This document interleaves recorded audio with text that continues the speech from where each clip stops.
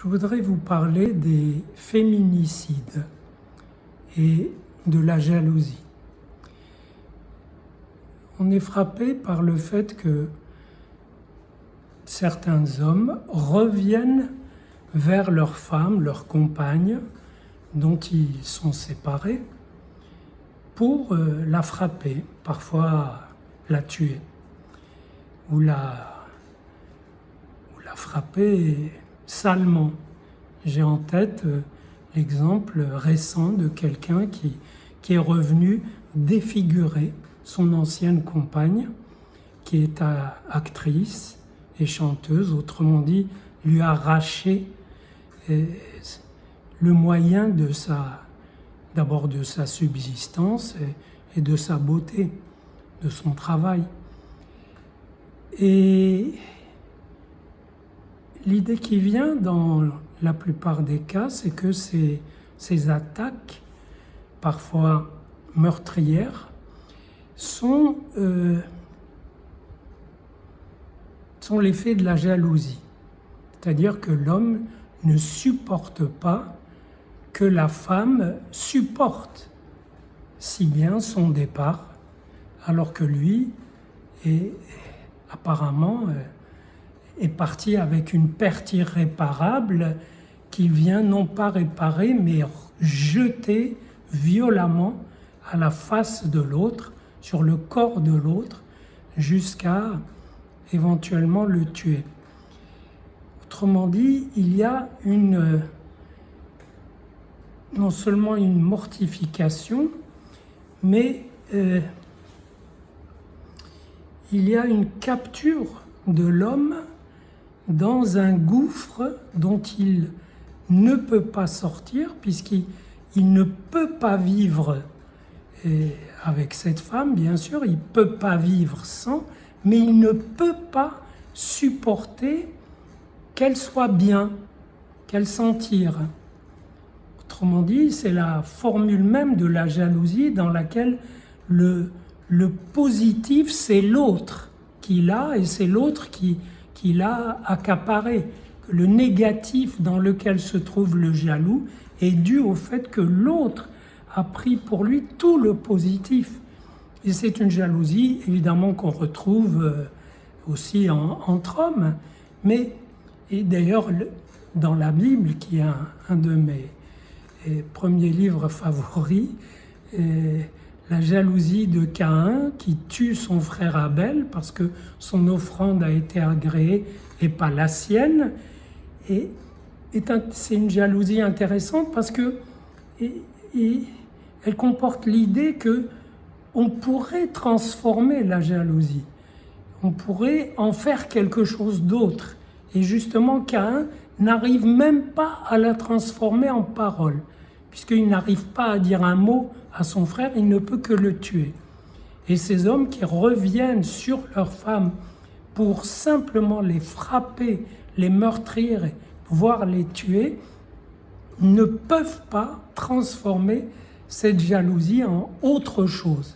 C'est comme si ils arrivaient au bout du compte, au bout de leur compte, et qu'ils devraient normalement se suicider, mais que dans un dernier sursaut de vie, ils veulent d'abord frapper, suicider ce qu'ils prennent pour la cause de leur chute dans le gouffre, et qui évidemment n'est pas forcément la cause, ou n'est pas la seule cause, puisque très souvent, c'est eux qui sont la cause de la rupture.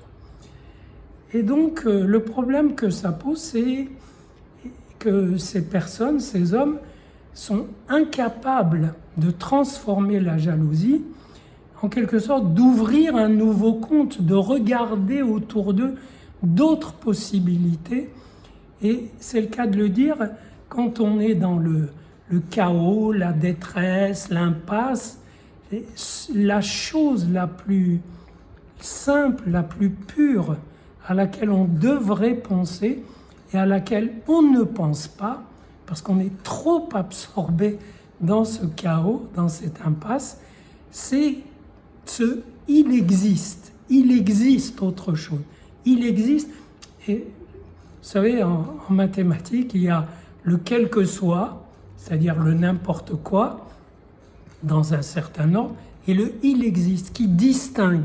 Il y a un travail de distinction à faire, et qui exige un peu de, justement, de discernement, un petit peu de réveil, de retour sur soi. Et ce il existe, il n'arrive pas à y accéder, alors que c'est le il existe qui peut être salvateur.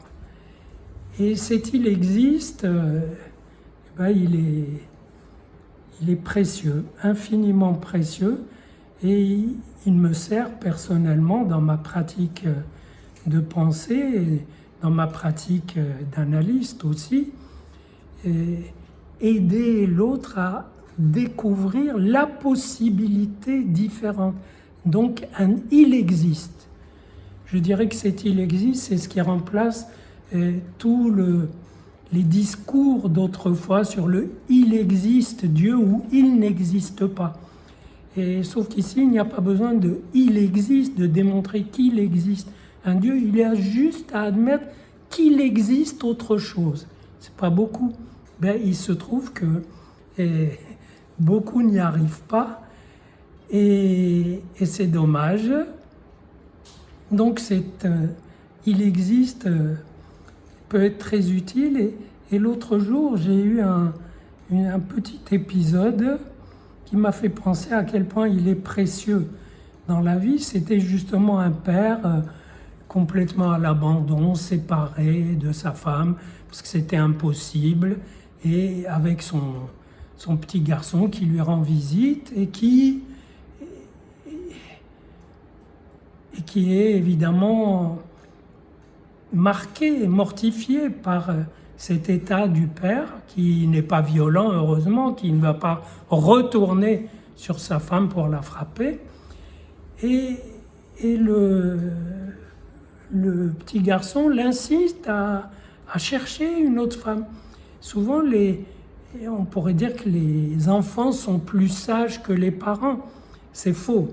Évidemment, c'est les parents qui doivent transmettre un peu de sagesse aux enfants, mais il existe des filons, des moments où c'est l'enfant qui est plus présent, plus sensible, plus intelligent. Et donc, le petit garçon lui dit, alors, c'est quoi avec celle que tu as trouvée?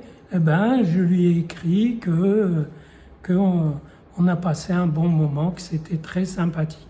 Mais non, c'est pas ça que tu dois. Fais-moi un autre SMS, écris-lui que tu aimerais la voir. Et donc le père rectifie le SMS, on envoie un autre, et c'est drôle, tout simplement, de voir que c'est presque sous la dictée du petit garçon, tout petit, qu'il doit se rappeler que peut-être il existe.